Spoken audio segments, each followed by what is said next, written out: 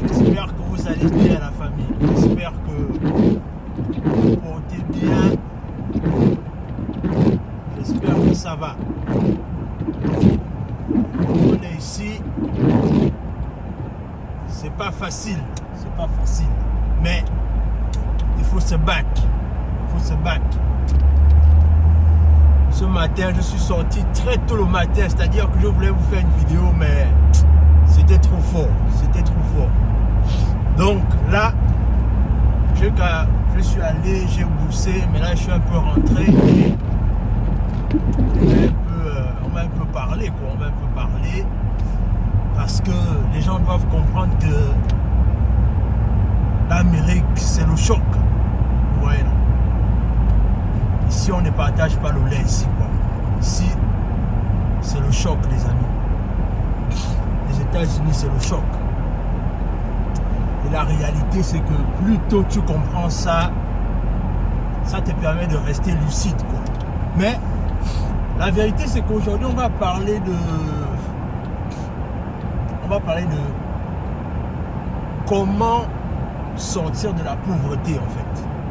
Comment est-ce qu'on sort de la pauvreté? Parce que la réalité, c'est que c'est pas parce que tu viens à l'étranger que ça veut forcément dire que tu vas réussir. C'est ça le problème. Beaucoup de personnes sont convaincues que non, ma vie aura un sens que lorsque je serai dehors. Mais la réalité, c'est que pourquoi est-ce qu'il y a tous des gens qui ont du mal à s'en sortir financièrement? Parce que eux, ils étaient convaincus que la vie aurait un sens lorsqu'ils seront dehors. Mais alors que c'est une fausse croyance, en fait. C'est vraiment une fausse croyance que je vais déconstruire à travers cette vidéo, en fait. La réalité, c'est que comment est-ce qu'on sort de la pauvreté, ou encore comment est-ce qu'on multiplie ses chances de s'en sortir financièrement. La réalité, c'est que ce n'est pas l'endroit où tu es qui détermine ta croissance. Ce n'est pas l'endroit où tu es ou encore l'endroit où tu vis, ou la situation géographique qui détermine ta croissance. Mais c'est le mindset. C'est ton état d'esprit qui va faire toute la différence. La réalité, c'est que moi-même, on va dire qu'il fallait que je sorte pour comprendre ça, parce que moi aussi, j'étais de cette jeunesse-là qui était énervée, qui était dégoûtée par rapport au fait que rien ne se passait au pays. Il n'y avait pas d'enjeu, il n'y avait pas d'issue. Donc la seule option qu'on avait trouvée, c'est de dire que non, il faut qu'on parte. Parce qu'au moins partir va donner de l'espoir.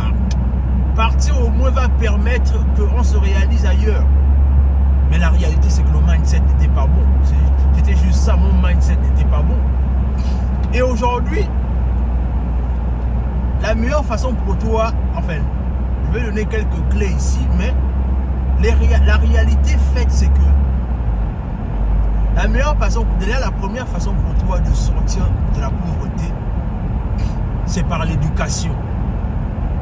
Oui. Il faut que tu t'éduques. Parce que la réalité, c'est que tu ne peux rien, absolument rien créer si tu n'es pas éduqué.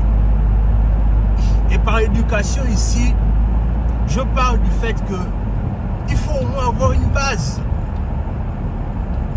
Beaucoup de personnes peut-être n'arrivent pas à s'en sortir, peut-être aussi parce qu'ils ne sont pas éduqués, en fait.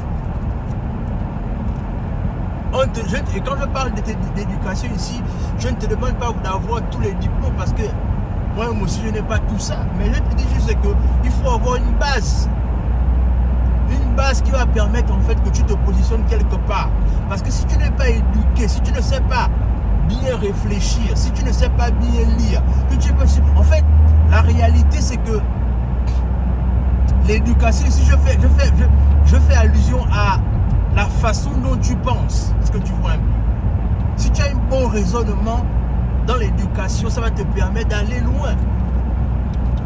L'éducation, c'est important, la famille. L'éducation, c'est très important. Donc, il faut bien s'éduquer. l'éducation va faire toute la différence. L'éducation va te permettre de multiplier tes chances de sortir de la pauvreté.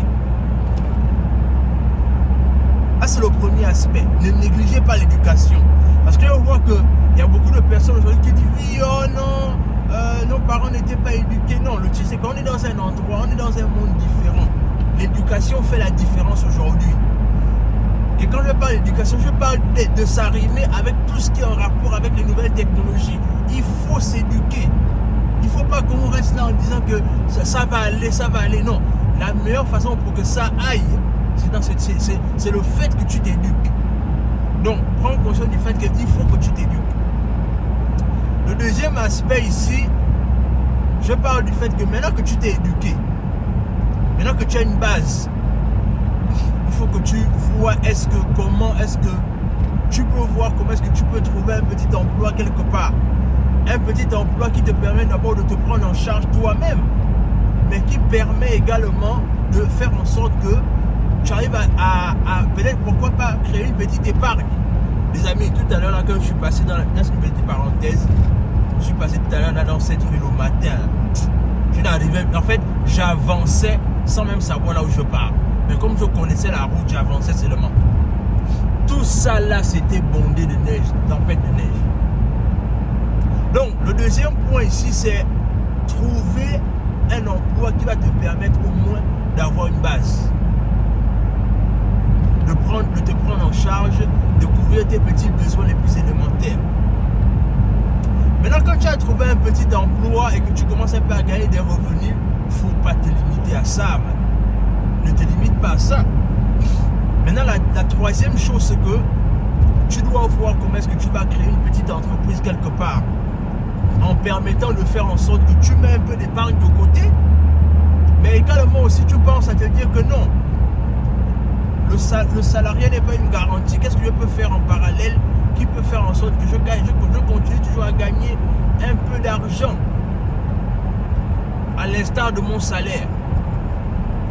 Et là, tu vas commencer à regarder le problème immédiat qui est dans ta zone, qui est dans ton périmètre. Et c'est là où tu commences à te dire que bon, je pense que je peux me lancer dans tel ou tel business parce que je vois que c'est un business prometteur, je vois que c'est un business qui a de l'avenir en fait. Est-ce que tu vois un peu?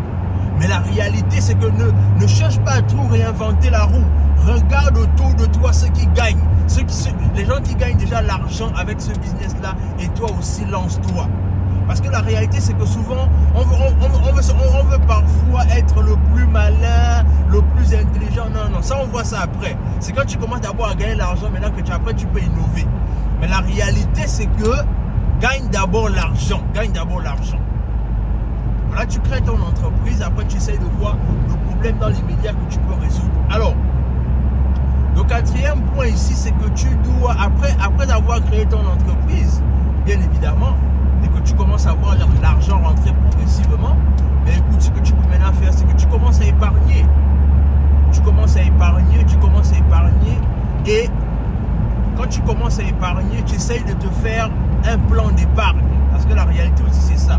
C'est que, comme on gagne déjà beaucoup d'argent, enfin on gagne un peu d'argent de façon conséquente, on oublie la nécessité de l'épargne. Alors que l'épargne, c'est ce qui va te sauver dans le long terme en fait. Tu commences un peu à épargner. Et bien évidemment les amis, la réalité c'est que, je dois aussi avouer une chose, c'est que quand vous allez commencer à gagner l'argent comme ça là, soyez discret. Soyez discret. Laissez les résultats faire le bruit à votre place. Soyez discret. Récemment là, je parlais avec un frère qui m'a posé la question de savoir oh non, comment ça se passe pour toi et tout et tout. On a lancé un projet qui est très intéressant, mais qu'on va venir parler dans les réseaux après. Parce que le but d'abord, c'est d'abord de d'abord bien se positionner. Après se positionner, maintenant, on peut en parler. Donc, soyez discret et surtout, restez humble. Restez humble parce que le succès ne se limite pas à l'argent. Le succès, c'est pas l'argent. Le succès, c'est l'impact que tu peux poser autour de toi et qui peut transformer la vie des gens. Oui, l'argent est important parce que l'argent va permettre de résoudre beaucoup de problèmes. Mais la réalité, c'est que le succès, c'est pas l'argent en fait. Donc, sont ces petits points-là que je voulais partager avec toi. Ces 4 points-là que je voulais partager avec toi.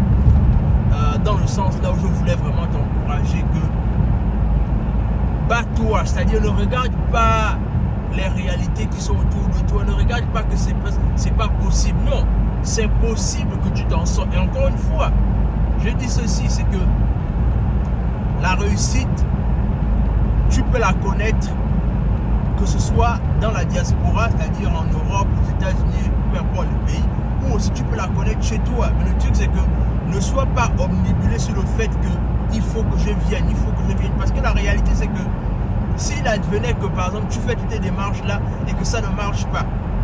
Parce que c'est moi, je vais vous dire, et là je vais finir par sortir par là en disant que, vous savez, quand j'ai tenté de faire mes démarches pour venir aux États-Unis, parce que j'ai tenté la France 2 fois, ça n'a pas marché. Dans mes tentatives de venir aux États-Unis, ce qui s'est passé en fait, c'est quoi? C'est-à-dire, en faisant toutes les démarches, là, je me battais pour vouloir venir et tout ce qui va avec. Mais j'avais compris une chose, c'est que la même manière dont on m'avait refusé le visa pour la France, il fallait également que je me prépare si et seulement si on me refusait le visa pour les États-Unis. Donc, ce que j'avais fait, c'est quand j'étais déjà dans le sens là où tu étais un cabri mort. Comme on dit, tu es un cabri mort, tu n'as plus peur du couteau. Donc, du coup, ce que j'ai fait, c'est que j'avais déjà anticipé même le fait que si on me refuse le visa, voilà ce que je suis capable de faire et qui va faire en sorte que je ne sois pas désespéré, aigri, énervé. La première chose, et ça, je pense que je vais parler de ça dans une autre vidéo. Il ne faut pas qu'on parle de ça dans cette vidéo-là, sinon ça va être trop long. Dans tous les cas, je vais revenir pour parler de ça, mais je voulais vraiment partager ça avec toi, c'est que tu dois avoir un plan de sortie. Toujours avoir un plan de sortie, peu importe les sorties de crise, peu importe les difficultés, tu dois toujours avoir des plans de sortie. Parce que ça te permet de amortir la vie avec ses difficultés, avec ses échecs et avec ses victoires. Abonne-toi, on est ensemble.